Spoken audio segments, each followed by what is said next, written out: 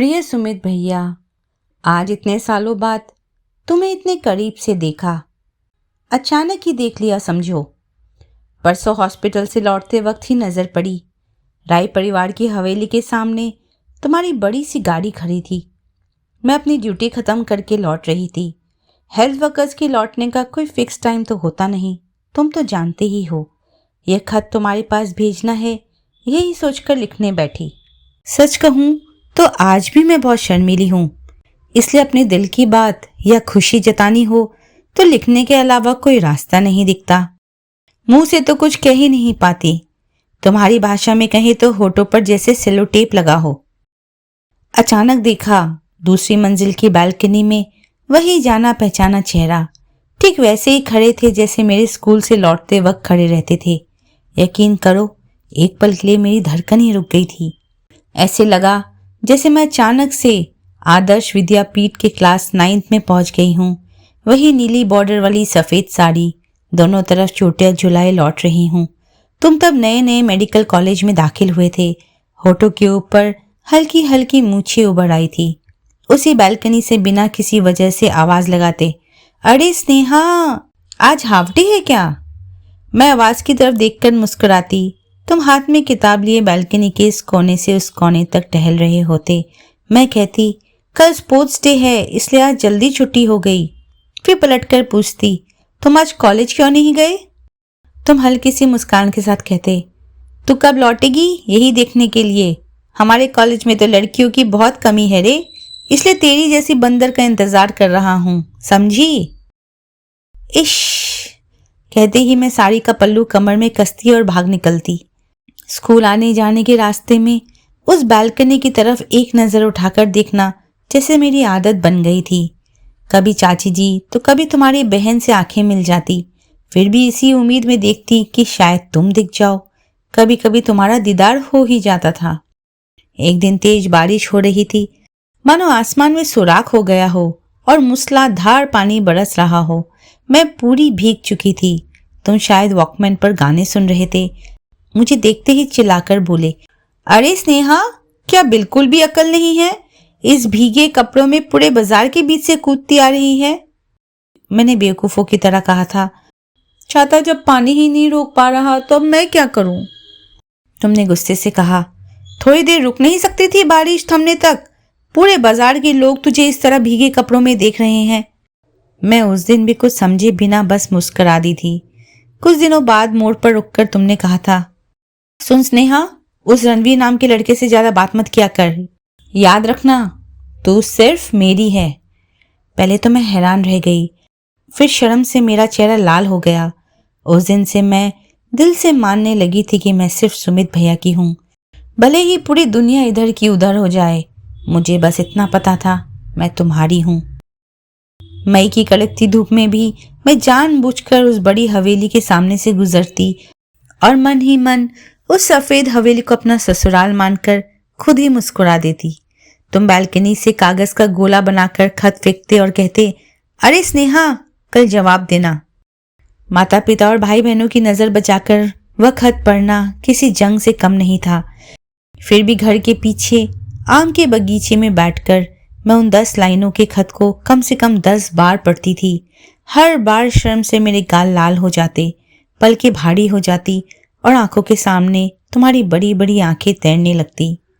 तुम खत में लिखते थे, स्नेहा, जब मैं थोड़ा और बड़ा हो जाऊंगा, नौकरी करने लगूंगा, तब तुझे एक साइकिल खरीद कर दूंगा। इतना पैदल चढ़ना पड़ता है, बहुत तकलीफ होती है ना? स्कूल पैदल जाना, फिर पैदल ही लौटना। तेरा चेहरा देखकर लगता है तू बहुत थक जाती है।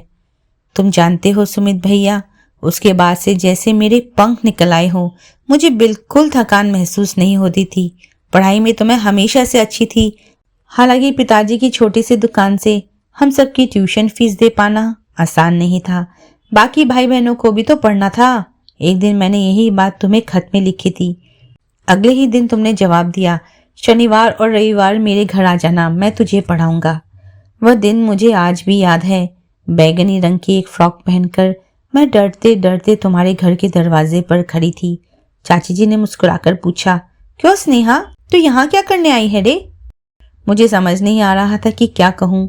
तभी मसीहा बनकर तुम्हारी आवाज आई, माँ मैंने ट्यूशन ली है, ये आज से मेरे पास पढ़ेगी। चाची जी ने तुम्हारे कमरे के दरवाजे की तरफ इशारा करते हुए कहा, अरे वाह, सुमित को ट्यूशन पढ़ाने की क्या जरूरत पड़ गई? राय परिवार के पास पैसों की कमी है क्या? मैं तुम्हारी दूसरी मंजिल पर पहुंचते ही दौड़कर उस बैल्कनी में चली गई जहां से तुम मुझे देखा करते थे। तुमने गंभीर आवाज में कहा, सुन स्नेहा, यह साल बहुत इंपॉर्टेंट है, मन लगाकर पढ़ना होगा, समझी? तभी अच्छा रिजल्ट आएगा। जल्दी से साइंस की किताबें निकाल कर बैठ जा। अचानक ही तुमने मेरे माथे पर एक मैरून रंग की बिंदी लगा दी और बोले, ऐसी बिंदी लगाया कर, तभी तेरा ये बंदर जैसा चेहरा थोड़ा प्यारा लगेगा। मैंने रूठ कर कहा, मैं अगर बंदर जैसी हूं तो सुंदर लड़कियों के पास ही जाऊं ना। मेरी ठुड्डी पकड़कर तुमने कहा, क्या करूं, मुझे तो मेरी ये बंदरी सबसे प्यारी लगती है। शायद किसी ने उस दिन मेरे गालों पर होली का ढेर सारा गुलाल मल दिया था। मेरी तरफ देखकर तुमने कहा था, तू बड़ी हो गई स्नेहा, शर्माना भी सीख लिया तूने। सच में मैं बड़ी हो गई थी सुमित भैया। तुम्हारी हर चीज पर एक गहरा हक महसूस होने लगा था। तुम्हारे पढ़ाने की वजह से ही शायद मेरा रिजल्ट 10वीं में सच में बहुत अच्छा आया था। 12वीं में भी मैंने साइंस ही ली। तुमने कहा था, ट्यूशन की फीस मैं दूंगा, लेकिन तुझे कोचिंग जाना ही पड़ेगा। तुमने विश्वनाथ सर और कुमार सर से मेरी बात कर दी थी। मैं रोज नियम से पढ़ने जाती थी, लेकिन सच मानो दिल बहुत उदास रहता था, क्योंकि तुमने कहा था, स्नेहा अब शायद मैं तुझे नहीं पढ़ा पाऊंगा रे, तू अब बड़ी क्लास में आ गई है और मुझ पर भी अपनी पढ़ाई का बहुत प्रेशर है। घर लौटकर मैं बहुत रोई थी। मैंने ऐसा क्या गुनाह कर दिया था जो तुमने पढ़ाने से मना कर दिया? 12वीं पास करने के तुरंत बाद अचानक मेरे पिताजी का इंतकाल हो गया। आज भी याद है, हमारे आंगन के कोने में खड़े होकर तुमने कहा था, स्नेहा रो मत, तू सबसे बड़ी है, तुझे ही संभालना होगा। याद रखना, अंकल के बाद तू ही इस घर की छत है। तुम नहीं जानते सुमित भैया, तुम्हारी उस एक बात ने मेरे अंदर जिम्मेदारी नाम का एहसास जगा दिया था। पिताजी के अंतिम संस्कार के बाद मैंने तुम्हारे पास जाकर पूछा था, अब आगे कैसे पढ़ूंगी सुमित भैया? तुमने कहा था, ट्यूशन पढ़ाना शुरू कर दे और अपनी पढ़ाई जारी रख। हमारी बात खत्म भी नहीं हुई थी कि चाची जी कमरे में आ गई। उन्होंने हमदर्दी भरे स्वर में कहा, स्नेहा तेरे पापा चले गए, इसका हम सबको बहुत दुख है, फिर भी कह रही हूं तो अब इस घर में मत आया कर, मोहल्ले के लोग बातें बनाते हैं। उस दिन मुझे समझ आ गया था कि तुमने अचानक मुझे पढ़ाना बंद करने का फैसला क्यों किया था, इसी बदनामी के डर से शायद। चाची जी की बात सुनकर मैंने तुम्हारी तरफ देखा था, बड़ी उम्मीद से कि शायद तुम कुछ कहोगे। तुमने कहा भी, आंखें नीची करके तुमने कहा, स्नेहा मैं हायर स्टडीज के लिए बाहर जा रहा हूं, तो अब इस घर में मत आना। पापा ने भी मुझे डांटा है। धीमे कदमों से मैं राय हवेली से बाहर निकल आई। उसके बाद मेरे आने जाने के रास्ते में तुम फिर कभी बैल्कनी में नहीं दिखे, शायद जानबूझकर ही। लेकिन जानते हो सुमित भैया, बारिश के उस दिन जब तुमने कहा था तू सिर्फ मेरी है, उसी दिन से मैं तुम्हारी हो चुकी थी। उसके बाद 1000 कोशिशों के बावजूद मैं किसी और की नहीं हो सकी। जिस दिन तुम अपनी सफेद कार में बैठकर हमारे घर के सामने से गुजर गए, उस दिन मैं दक्षिण वाली खिड़की पर बैठी थी। खिड़की से मैंने तुम्हारी आंखों का दर्द दिखा था। तुम बेताब नजरों से हमारे घर की तरफ किसी को ढूंढ रहे थे, लेकिन मैंने फिर कभी तुम्हें अपनी झलक नहीं दिखाई। सच कहूं तो जिसे हम दिल से चाहते हैं उसी पर हमारी शिकायत और शिकायत का हक होता है। सुमित भैया, मैं तुम्हें कभी नहीं भूली और कभी नहीं भूली तुम्हारी कही वह बात, स्नेहा तू तो सबसे बड़ी है, तेरी बहुत सी जिम्मेदारियां हैं। इमोशनल होने का वक्त कहाँ था। पिताजी की दुकान पर बैठकर ही पढ़ना शुरू कर दिया। दुकान के पक्के ग्राहक आते और सामान ले जाते। एक रिश्तेदार ने कहा था, हेल्थ सेक्टर में जॉब करनी है तो नर्सिंग कर ले। मुझे नर्सिंग कॉलेज में दाखिला मिल गया। शुक्र है तुम्हारी सलाह पर मैंने 12वीं में साइंस ली थी। जब मैं कॉलेज चली जाती तो माँ दुकान पर बैठती। न जाने दिन कैसे बीतते चले गए। हमारे इलाके के मेले से तुमने मुझे जो गणेश जी की मूर्ति खरीद कर दी थी, मैं रोज उस पर फूल चढ़ाती, धूप बाती दिखाती और भगवान से प्रार्थना करती कि तुम्हें हमेशा ठीक रखे। वो जो मुखर्जी चाचा थे ना, वही हमारी दुकान का सामान लाते थे, पूरे बाजार में सप्लाई करते थे। जब मेरा नर्सिंग कोर्स खत्म ही हुआ था, तब मुखर्जी चाचा ने अपने बेटे से मेरी शादी की बात पक्की कर ली। लेकिन मैं शादी कैसे कर लेती बताओ? तुमने ही तो कहा था स्नेहा, तेरी बहुत जिम्मेदारी है, और वैसे भी मैं तो सिर्फ तुम्हारी थी। इसलिए माँ से एक तरह से झगड़ा करके ही मैंने अस्पताल की नौकरी की परीक्षा दी। हमारे इलाके के एमएलए चाचा ने बहुत मदद की थी और मुझे नौकरी मिल गई। इधर मुखर्जी चाचा के बेटे से शादी के लिए मना करने पर उन्होंने दुकान का सामान लाना बंद कर दिया। मजबूर होकर मुझे और मेरी बहन को सामान लाने कोलकाता जाना पड़ता था। कोलकाता की सड़कों पर बदहवास नजरों से तुम्हें ढूंढती थी कि शायद एक बार तुम दिख जाओ, पर इतने बड़े शहर की भीड़ में तुम कहीं नहीं थे। दिन रात अस्पताल की ड्यूटी, फिर छुट्टी के दिन सामान के लिए भाग दौड़, मैं थक चुकी थी, लेकिन कभी जिम्मेदारी शब्द को नहीं भूली। बहन की ग्रेजुएशन के बाद माँ ने उसके लिए रिश्ता देखना शुरू कर दिया। बहन की अच्छी जगह शादी करवा दी। दोनों भाइयों को भी पढ़ा रही थी।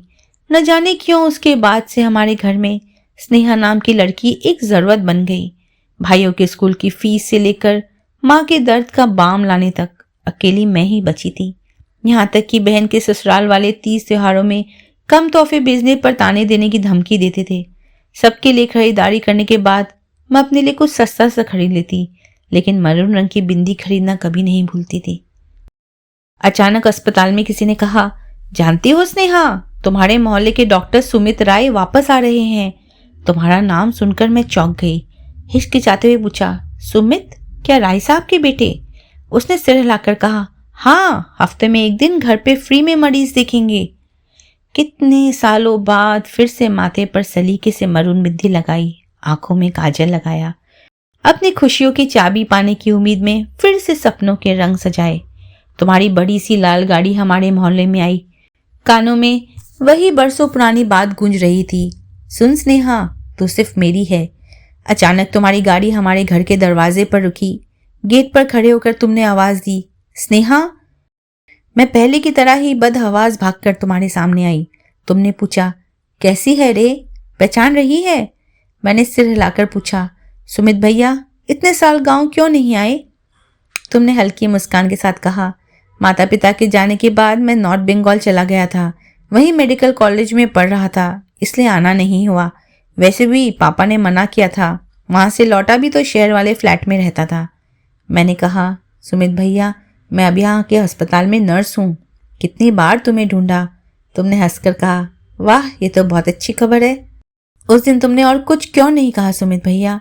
मैं बहुत इंतजार में थी कि तुम कुछ और भूलोगे। कुछ ही दिनों में पूरे इलाके में तुम्हारी तारीफ होने लगी। तुम्हारी दवाइयों से लोग ठीक हो रहे थे। सबकी जुबान पर तुम्हारा नाम सुनकर गर्व से मेरा सीना चौड़ा हो जाता था। मेरा भाई आशीष तब इंजीनियरिंग कर रहा था और छोटा वाला केमिस्ट्री पढ़ रहा था। दोनों पढ़ाई में बहुत अच्छे हैं। मेरी मामूली सी तनख्वाह का बड़ा हिस्सा उनकी पढ़ाई में चला जाता था। दुकान किसी तरह घिसट घिसट कर चल रही थी। उसी में बहन के अमीर ससुराल वालों के साथ रिश्तेदारी निभाना कोई आसान काम नहीं था। सब अकेले संभाला था। शुक्र है कि तुम्हारा दिया हुआ गणेश ठाकुर मेरे साथ था, और साथ थी तुम्हारी कही वह बात, स्नेहा, तू सब संभाल लेगी, देखना। हर गुरुवार जब तुम आते तो राय हवेली के सामने मरीजों की लंबी लाइन लग जाती थी। तुम्हारे पिताजी ने घर से सटे ही एक बड़ा सा चैम्बर बनवा दिया था। मैं जानबूझकर गुरुवार को नाइट ड्यूटी ले लेती थी। जाते वक्त चैम्बर के कांच से देख पाती थी कि तुम गले में स्टेथोस्कोप लटकाए एक टक प्रिस्क्रिप्शन लिख रहे हो। सच सच बताना, क्या तुम भी जानते थे कि मैं ठीक 6 बजे उसी रास्ते से गुजरूंगी? आज मानने में हर्जी क्या है, वरना हर गुरुवार को कैसे हो जाती हमारी नजरें एक। मैं शर्म से आंखें झुका लेती और तुम भी अपने काम में व्यस्त हो जाते। लेकिन वह एक पल का छोटा सा लम्हा ही मेरे जीने और सपने देखने की वजह बन जाता था। लगभग 1 साल बाद अचानक एक दिन तुम चैम्बर से बाहर निकले और बोले, अंदर आ। मरीजों की भारी भीड़ को चीरते हुए मैं तुम्हारे चैम्बर में दाखिल हुई। तुमने खुद कांच की खिड़की पर पर्दा गिरा दिया। मेरा दाहिना हाथ पकड़कर तुमने पूछा, स्नेहा, क्या तू आज भी मुझसे वैसा ही प्यार करती है? मैं क्या कहती, खुशी और सिरन से कांप उठी थी। मैं खामोश खड़ी रही। तुमने फिर सवाल उछाला, क्या हुआ, बोल स्नेहा। मेरे साथ पूरी जिंदगी बिताना चाहती है? मैंने सिर हिलाकर कहा, प्यार करती हूं, सिर्फ तुमसे। तुमने कहा, सुन स्नेहा, अगर राय साहब को हमारी इस बात का पता चला तो बहुत मुश्किल हो जाएगी। तब भी उन्हें शक हुआ था, इसलिए मुझे बाहर भेज दिया था। अब मेरे माता पिता मेरे लिए लड़की ढूंढ रहे हैं, कल ही मुझे लड़की देखने जाना है। मैंने कहा, चाची जी और चाचा जी मुझे अक्सर शक की नजरों से देखते हैं। तुम अपना मुंह मेरे कान के पास ले आए। तुम्हारी गर्म सांसें मेरी गर्दन पर पड़ी तो मैं कांप उठी। उस किशोर अवस्था वाले पहले प्यार के एहसास में मैं फिर से भीग गई थी। तुमने धीरे से फुसफुसाकर कहा, स्नेहा तू भागेगी मेरे साथ? मैं किसी और लड़की को देखने नहीं जा सकता रे। चल आज रात ही हम भाग चलते हैं। शादी करके लौटेंगे तो शायद पापा मना ना कर पाए। कोलकाता वाले फ्लैट चलेंगे, 2-3 दिन रहकर वापस लौट आएंगे। पापा को तो तू जानती ही है, अगर खानदान की इज्जत पर बात आई तो शायद तेरा नुकसान कर दे, इसलिए फिलहाल चुपचाप शादी करेंगे। मैंने डरते डरते पूछा, चलूंगी पर कहाँ खड़ी रहूंगी? तुमने फुसफुसाकर कहा, तो अस्पताल के पीछे खड़ी रहना, मैं देर रात गाड़ी लेकर आऊंगा। आज रात ही कोलकाता निकलेंगे, कल वहां अस्पताल में मेरी ड्यूटी है। मैं डरते डरते रास्ते पर चल रही थी। सीने के अंदर 2 एहसासों का संगम था, एक तुम्हें अपना बनाने की खुशी और दूसरा चुपके से शादी करने का अपराध बोध। मेरे पूरे परिवार के लाचार चेहरे आंखों के सामने तैर रहे थे। तुमने कहा था शादी करके हम कोलकाता में ही सेटल हो जाएंगे, तेरा एक नया संसार होगा और तू वहां की मालकिन होगी, स्नेहा राय। अपने नाम के आगे तुम्हारा सरनेम लगाने का सपना मैंने उस बचपन के खेल खेल में जाने कितनी बार देखा था। अस्पताल पहुंचकर मैंने किसी तरह सहकर्मी को रात की जिम्मेदारी सौंपी और भागती हुई घर लौटी। माँ ने पूछा, क्या हुआ स्नेहा, तबीयत खराब है क्या? मैंने अपने इस्तेमाल की कुछ जरूरी चीजें एक छोटे से बैग में समेट ली। रात को जब सब सो गए तो मैं दबे पांव घर से बाहर निकलने ही वाली थी कि तभी छोटे भाई ने आवाज दी, दीदी कल एक बार मेरे कॉलेज चलेगी? गार्जियन को बुलाया है, शायद मुझे स्कॉलरशिप मिलने वाली है, चलेगी दीदी? तेरी एक दस्तखत की जरूरत है। तभी माँ के कमरे से कराने की आवाज आई, स्नेहा पैरों में थोड़ा तेल मल देना रे, बहुत दर्द हो रहा है, दिन भर इतना काम करके अब शरीर जवाब दे रहा है। बात तो सच थी। वह औरत बिना कुछ कहे पूरे घर का काम संभाले जा रही थी, ऊपर से दुकान। उनके थके हुए चेहरे को देखकर लगा, कोलकाता के नीले पर्दों से सजे उस खूबसूरत फ्लैट में मैं कैसे रह पाऊंगी। ये 1 मंजिला सीलन भरा घर ही तो मेरा असली घर है।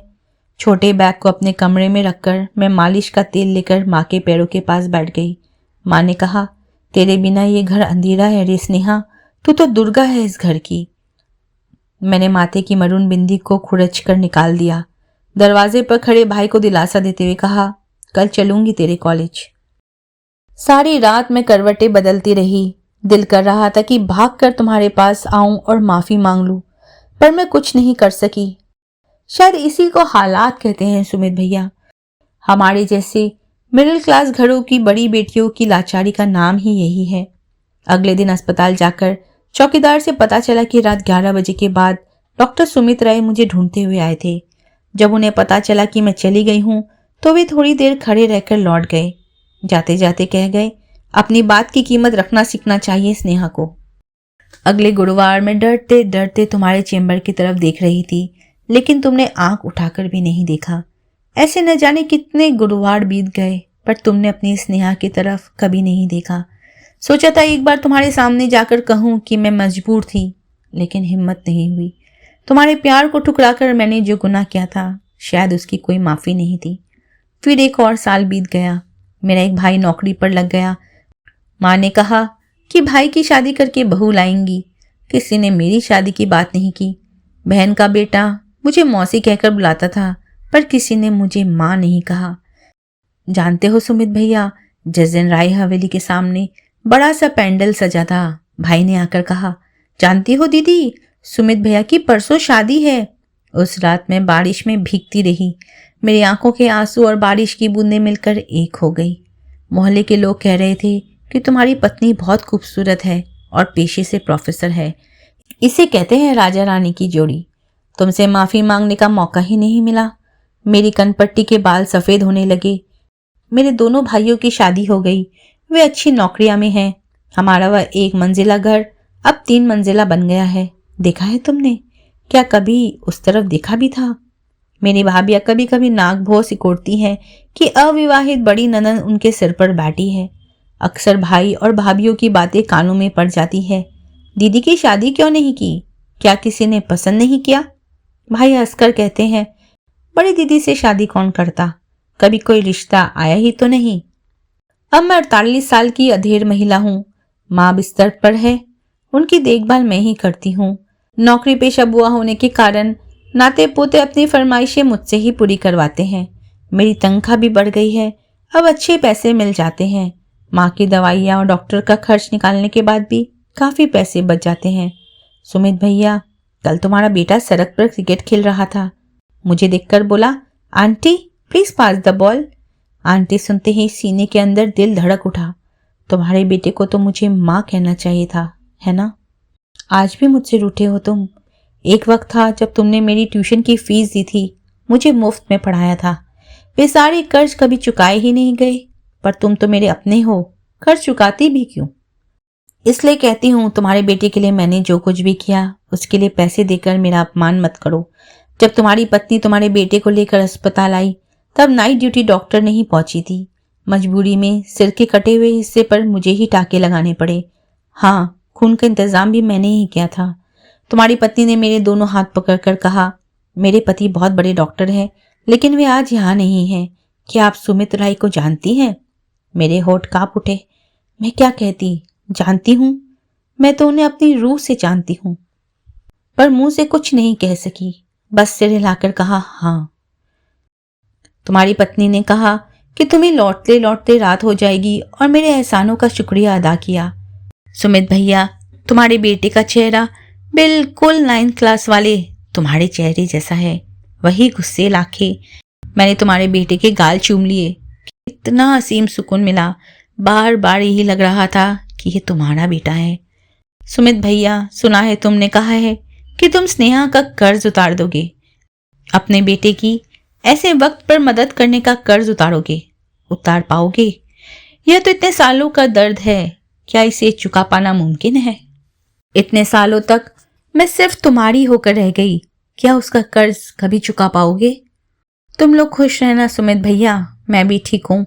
आज भी तुम्हारी ही होकर, तुम्हारी, आज भी तुम्हारी स्नेहा। पापा, आप रो क्यों रहे हो? वह किसकी चिट्ठी है? डॉक्टर सुमित राय ने अपने बेटे के सिर पर प्यार से हाथ फेरते हुए कहा। एक पगली सी लड़की की, जिसने अपनी जिम्मेदारी और फर्ज के बोझ तले अपनी इच्छाओं और अपने सपनों का अपने ही हाथों गला घोट दिया। पापा, क्या वह कोई प्रिंसेस है? सुमित ने सिर हिलाकर कहा, हाँ, वह सबसे अलग एक प्रिंसेस है।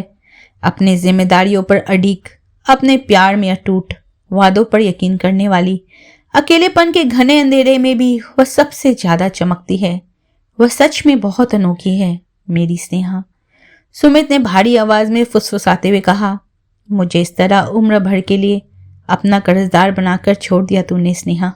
दूर से ही कहता हूँ, हमेशा खुश रहना मेरी स्नेहा।